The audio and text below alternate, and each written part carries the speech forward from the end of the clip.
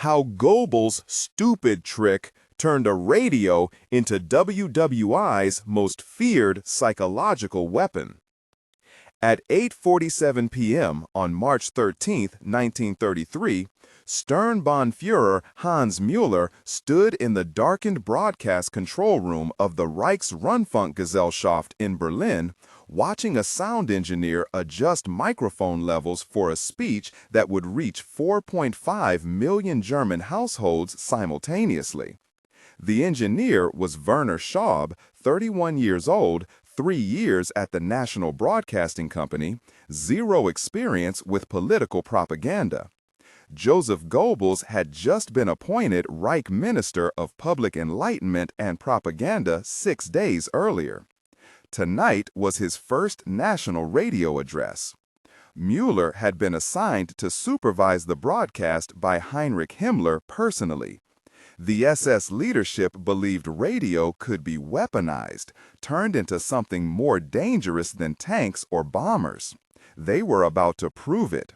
But Goebbels had one critical problem that was crippling the entire propaganda strategy. Only 25% of German households owned radio receivers. The other 75% couldn't hear a word he said. The first person to understand the scale of the problem was Dr. Karl Fischer, Goebbels' senior propaganda analyst. March 15, 1933. Fischer had been studying mass communication since 1928, had written his dissertation on newspaper reach versus radio penetration. He knew the numbers by heart.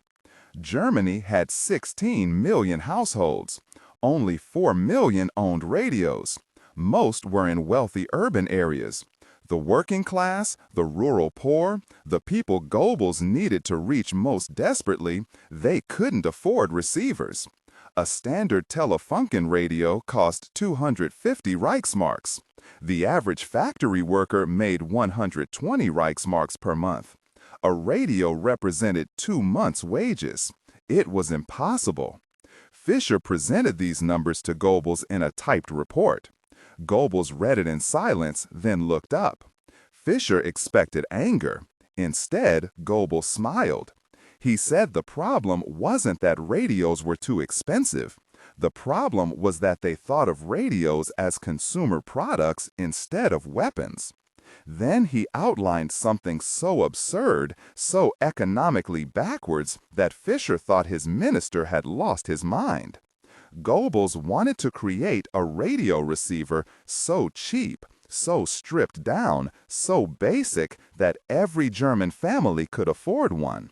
He wanted it to cost less than a week's wages. He wanted 10 million of them manufactured within 2 years. And he wanted them designed so they could only receive German stations. Fischer tried to explain why this was impossible. The radio manufacturing industry would never agree. The costs would be astronomical. The technology didn't exist. Goebbels interrupted him. He said Fischer was thinking like an economist. He needed to think like a soldier. This wasn't about profit. This was about control. The second person who saw the problem was Otto Griesing, chief engineer at Rundfunktechnik in Stuttgart, April 2, 1933. Griesing had been designing radio receivers since 1924. He received a letter from the Ministry of Propaganda requesting his presence at a meeting in Berlin. The letter was marked urgent. Griesing took the train north, arrived at the ministry building on April 5th. Goebbels met with him personally, along with representatives from 6 other radio manufacturers. Goebbels explained what he wanted. A radio receiver for 35 Reichsmarks, maximum. 4 tubes instead of the standard 8.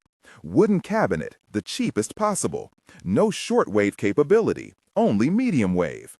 Restricted frequency range to prevent reception of foreign broadcasts. Griesing told him it couldn't be done, not profitably. The materials alone would cost 28 Reichsmarks. Labor, distribution, dealer markup would push the retail price to at least 75 Reichsmarks. Goebbels asked what would happen if the manufacturers eliminated their profit margin entirely, treated this as a national service rather than a business venture. Griesing said they'd go bankrupt. Goebbels said the government would guarantee purchase orders for 2 million units in the first year. Would that change the calculation? Griesing did the math in his head. 2 million units at break-even pricing. The volume alone would keep the factories running. The prestige of being the official Reich Recchio supplier would be worth millions in future contracts. He said yes, they could do it. But there was a technical problem. Restricting the frequency range meant the radio would perform poorly, sound terrible, lack fidelity. Goebbels asked if it would still transmit human speech clearly. Griesing said yes. Goebbels said that was all that mattered.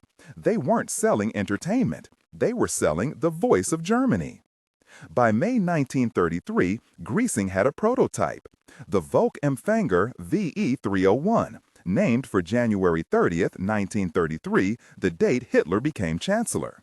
The designation was Goebbels' idea, branding the device as a monument to the Nazi revolution. The radio was brutally simple. 4 vacuum tubes instead of the standard 7 or 8. A tuning dial that covered only 150 to 350 meters wavelength. German stations exclusively. A small wooden cabinet, 11 inches wide, 7 inches tall. A single speaker, tinny and weak. No tone control, no volume gradations worth mentioning. It sounded like listening to someone talk through a tin can. But it worked.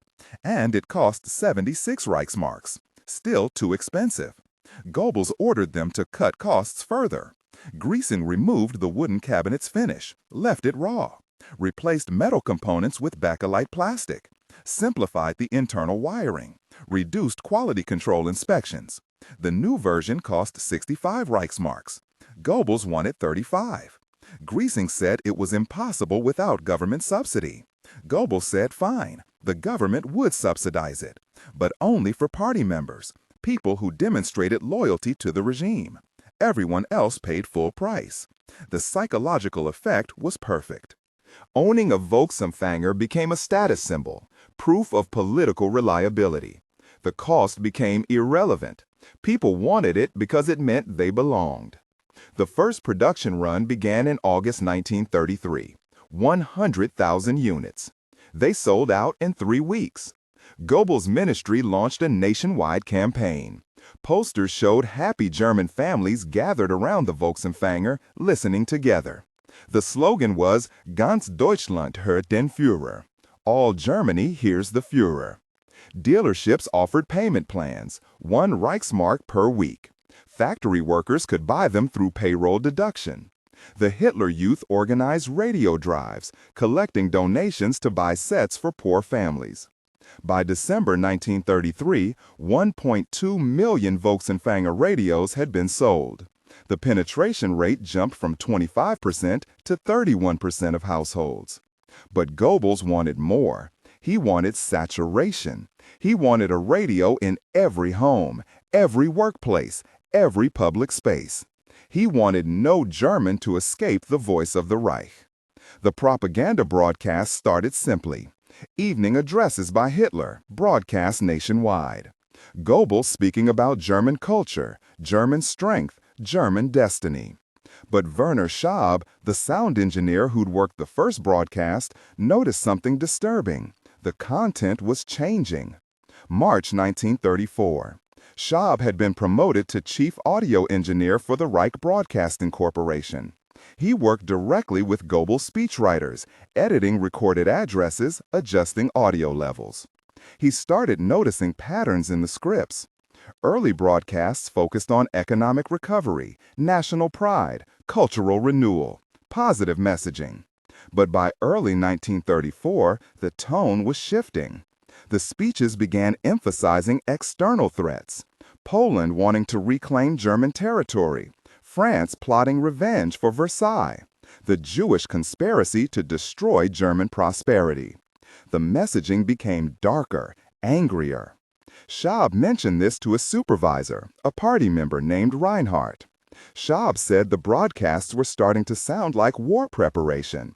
Reinhardt said that was exactly the point. The German people needed to understand they were surrounded by enemies. The radio would make them understand.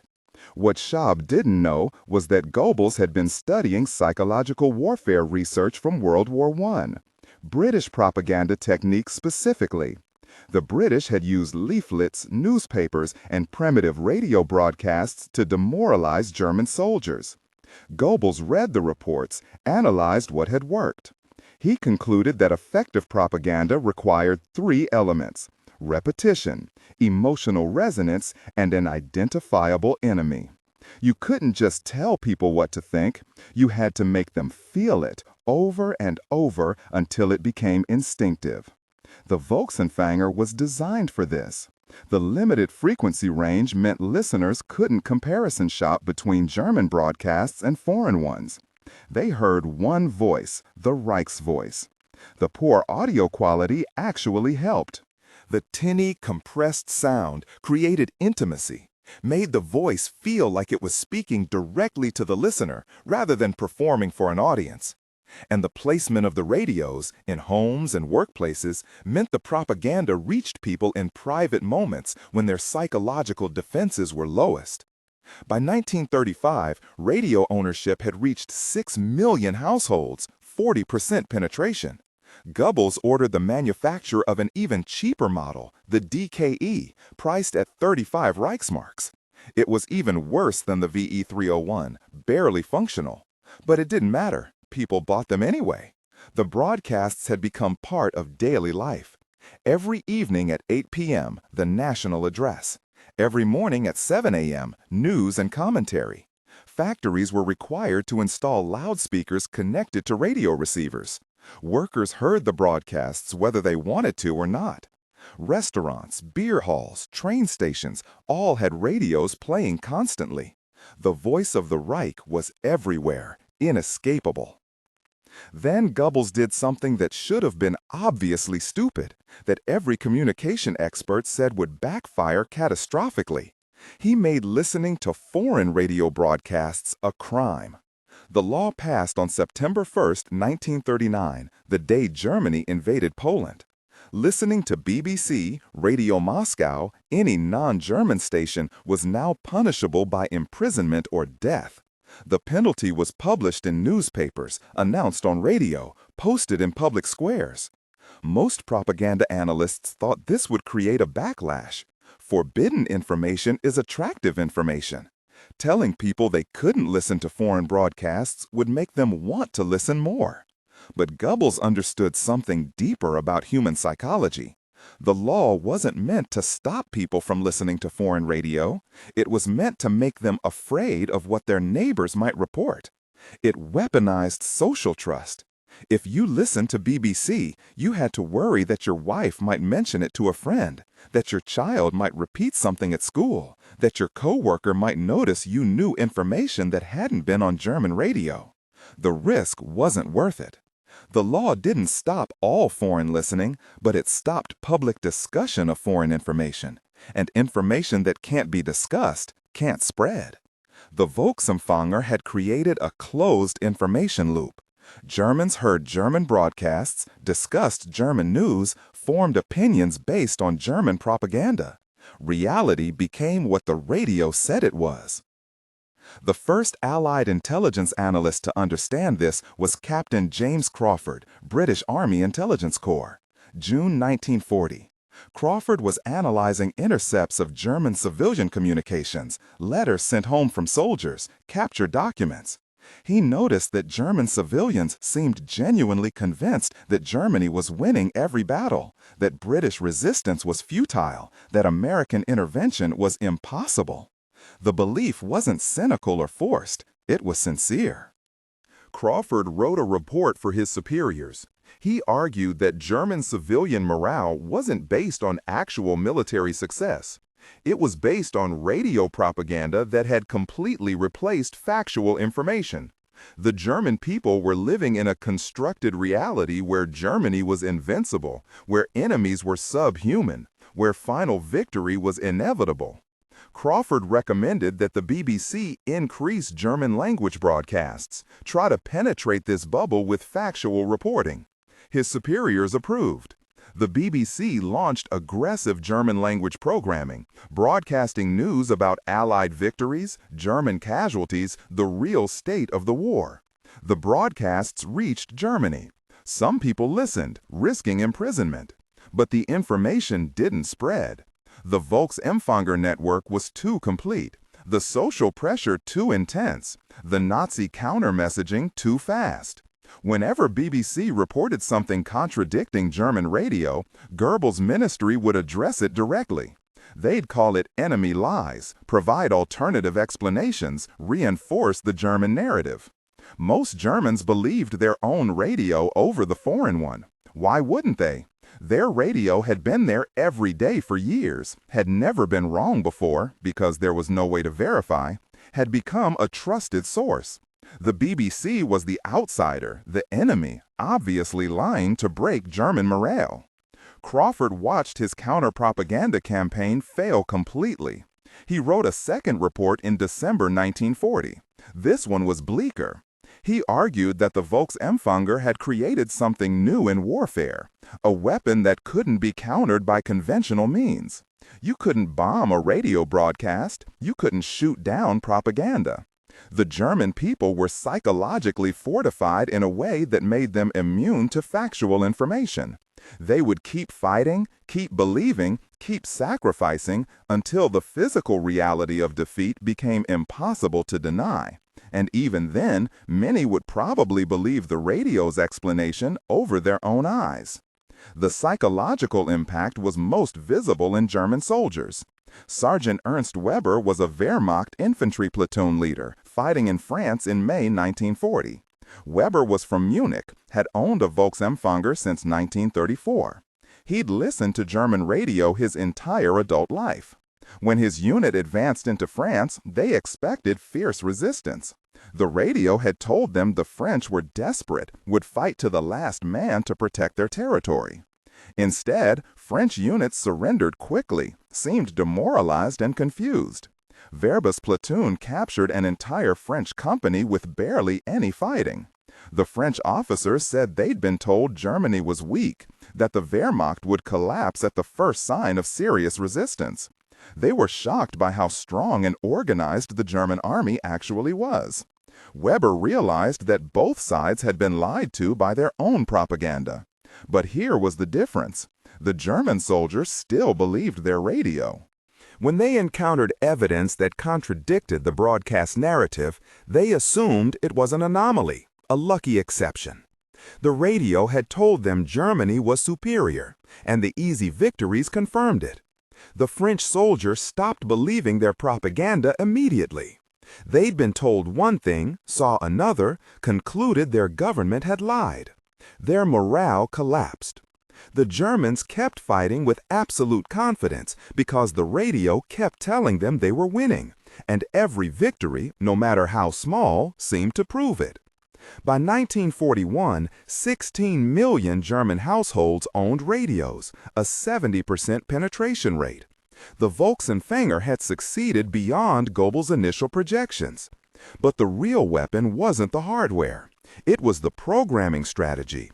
Goebbels had developed a technique he called anticipatory propaganda.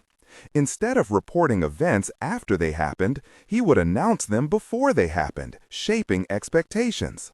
Before the invasion of Poland, German radio spent weeks describing Polish atrocities against ethnic Germans. None of the stories were verified, most were fabricated. But they created a psychological justification for invasion. When the invasion came, Germans didn't see it as aggression. They saw it as defensive action against a hostile neighbor. Before the invasion of the Soviet Union, German radio spent months describing Bolshevik barbarism, the Soviet threat to European civilization, the necessity of preventive war. By June 1941, most Germans believed the USSR was about to attack Germany.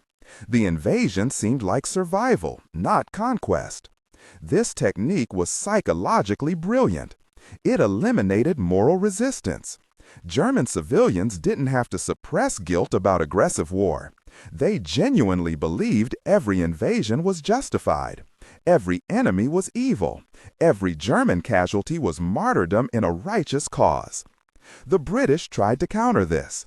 BBC German service broadcast evidence of Nazi atrocities, actual casualty figures, documented lies in German propaganda. Some Germans listened. Hans Scholl and Sophie Scholl, university students in Munich, were among them. They listened to BBC secretly, realized the extent of the deception, formed a resistance group called the White Rose. They printed leaflets exposing Nazi propaganda, distributed them at universities.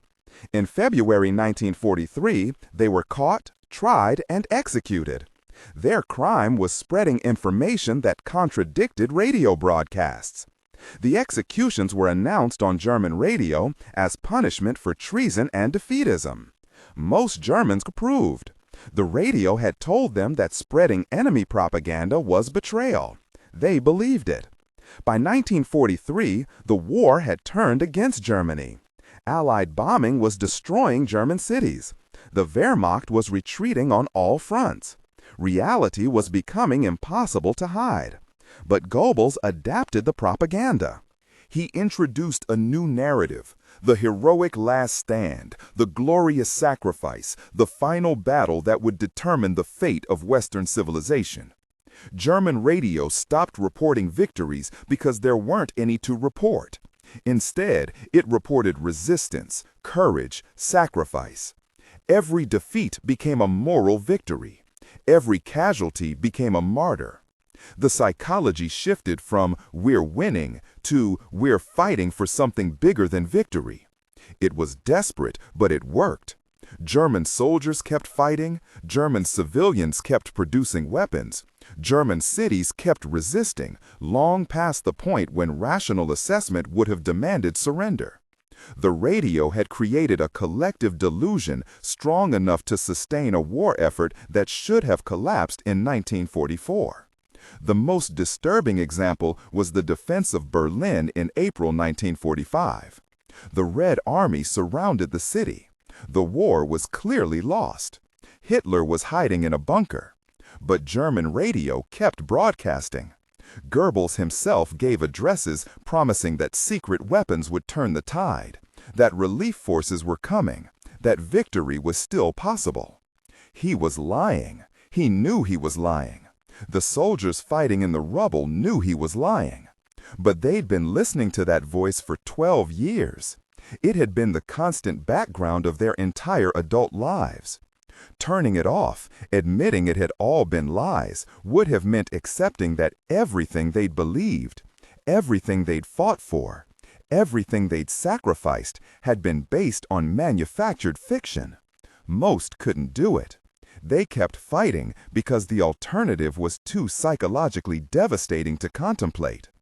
Goebbels killed himself on May 1, 1945, one day after Hitler. Berlin fell 2 days later. The German radio network went silent.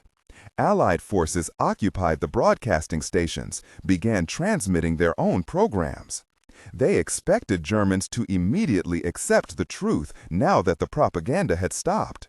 But Crawford, the British intelligence analyst, had predicted this wouldn't happen. He wrote a final report in June 1945.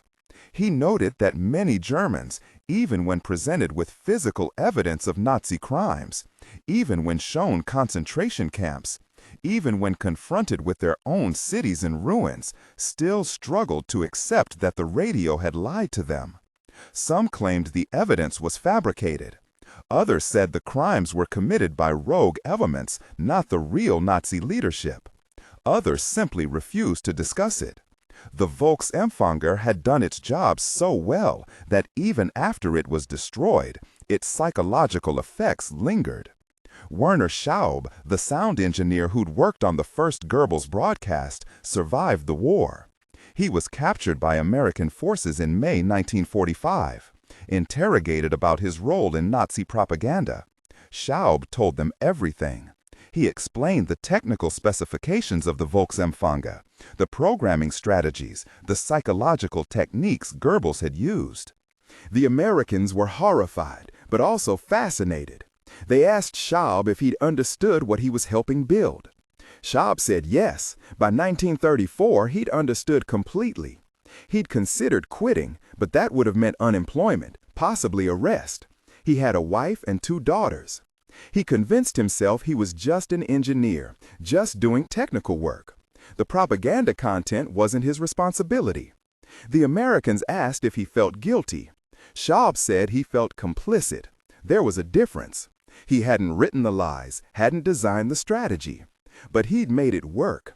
He'd optimized the audio levels, perfected the broadcast timing, ensured the voice of the Reich reached every corner of Germany with maximum clarity and emotional impact.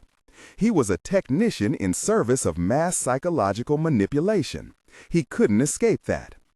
Otto Griesing, the engineer who designed the Volksempfänger, also survived. He returned to Stuttgart in 1946, tried to restart his radio manufacturing business. It failed. Nobody wanted to buy radios from the man who'd built the Nazi propaganda machine.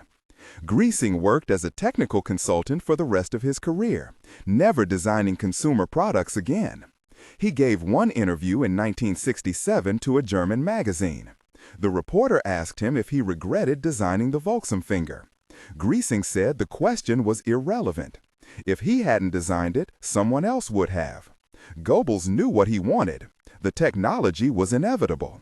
The only choice Griesing had was whether to profit from it or let a competitor profit instead. He chose profit. The reporter asked if that reasoning troubled him. Griesing said it troubled him every day for 22 years. But it didn't change the fact that he'd been right. Someone would have built it. The guilt didn't alter the reality. Dr. Carl Fischer, the propaganda analyst who'd first told Goebbels that radio ownership was too low, committed suicide in 1947. He left no note, but his colleagues said he'd been depressed since the war ended. Fischer had spent 12 years analyzing the effectiveness of Nazi propaganda, measuring its reach, calculating its psychological impact. He'd been very good at his job. The data proved it. Millions of people manipulated, millions of deaths indirectly caused by the information environment he'd helped create. Fischer couldn't live with that knowledge. Hans Muller, the SS officer who'd supervised the first Goebbels broadcast, was executed for war crimes in 1946. He'd moved from propaganda oversight to operational roles in occupied territories, participated in atrocities beyond broadcasting. But at his trial, he kept returning to the Volksempfänger. He said the radio campaign had been more effective than any military operation he'd participated in. Bullets killed individuals. Propaganda killed critical thinking in an entire population. He said, if prosecutors wanted to understand how the Holocaust happened, how millions of ordinary Germans participated or stayed silent, they needed to understand that the radio had made it possible. It had created a psychological environment where atrocity seemed justified, where doubt seemed like treason, where the evidence of your own eyes mattered less than the voice on the radio. James Crawford, the British intelligence analyst, stayed in intelligence work after the war.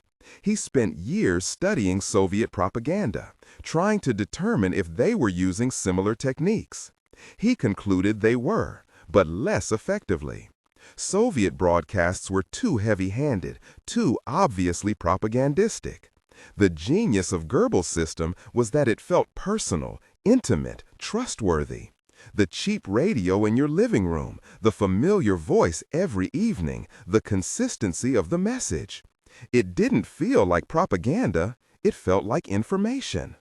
Crawford wrote a classified report in 1953 for MI6. He argued that the Volksempfänger model represented the future of information warfare. Television would make it worse, more visceral, harder to resist. Eventually, every household in every country would have devices delivering curated information designed to shape belief and behavior. The technology would improve, the techniques would become more sophisticated, but the core strategy would remain the same.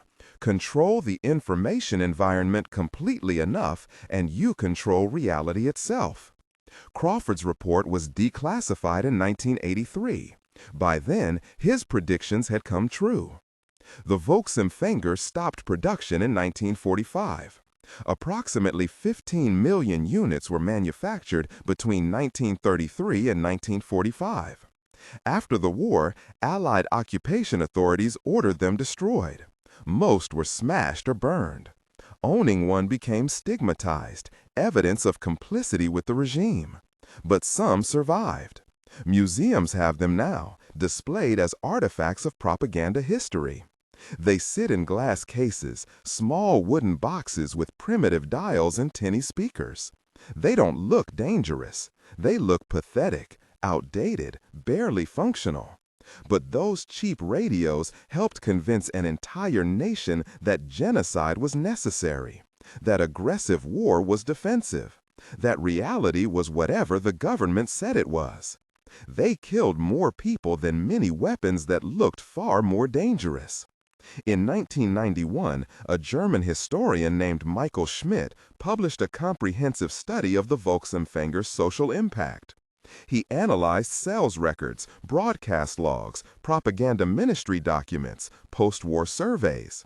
Schmidt estimated that the radio saturation campaign, combined with the programming strategy, was responsible for sustaining German civilian morale for approximately 2 years beyond the point where rational assessment would have demanded surrender. Those 2 years cost an estimated 3 to 4 million additional casualties, Allied and Axis combined. Schmidt's conclusion was stark. The Volksempfänger was one of the most effective weapon systems deployed in World War II, measured by lives destroyed per unit cost. A 35 Reichsmark radio that killed thousands of people through delayed surrender, continued atrocity, and manufactured consent. The return on investment was staggering. Werner Schaub died in 1989 at age 87. He spent his last years giving lectures to engineering students about professional ethics. He told them that technical skill without moral judgment was collaboration with whatever power employed you. He said he'd been a competent engineer and a moral coward, and the combination had made him an accomplice to mass murder. The students didn't always understand. They saw an old man who'd worked in radio broadcasting. They couldn't connect the technical work to the deaths. Schaub said that was exactly the problem. The distance between cause and effect in information warfare was so great that responsibility felt abstract. But it wasn't abstract. Every broadcast he'd optimized, every audio level he'd perfected, had made the propaganda more effective. More effective propaganda meant more Germans believing more lies for longer. That meant more war, more atrocity, more death. The technical work was the causal link. Schaub died trying to make students understand that link. He wasn't sure he succeeded. Otto Griesing died in 1998 at age 94. His obituary mentioned his career in radio engineering, noted his technical contributions to broadcast technology. It did not mention the Volksempfänger. His family had asked the newspaper to omit it. They said the association had caused enough pain. Joseph Goebbels never faced trial. His propaganda system outlived him by decades. The techniques he developed, the psychological insights he weaponized, they became standard tools in information warfare. Every authoritarian regime since has studied his work. Some improved on it. The core insight remained. If you control the information environment completely enough, you can make people believe anything, do anything, accept anything. The Volksempfänger proved it. A cheap radio, a restricted frequency range, a monopoly on truth. That was all it took. That's how innovation actually happens in warfare. Not through brilliant generals or technological breakthroughs. Through administrators who understand that information is a weapon, that belief is a battlefield, that the most dangerous wars are fought inside people's heads. Goebbels understood this. He turned a consumer product into an instrument of mass psychological manipulation. And it worked better than anyone expected, longer than it should have, with consequences that echo still. The last known functioning Volksempfänger was found in 2003 in an attic in Hamburg. A collector bought it, had it restored. It still works. You can turn the dial, hear the static, imagine the voice that once came through that speaker every evening. The voice that told millions of people what to think, what to believe, what was real. The voice that made genocide possible. The voice that turned ordinary Germans into participants or bystanders in industrial murder.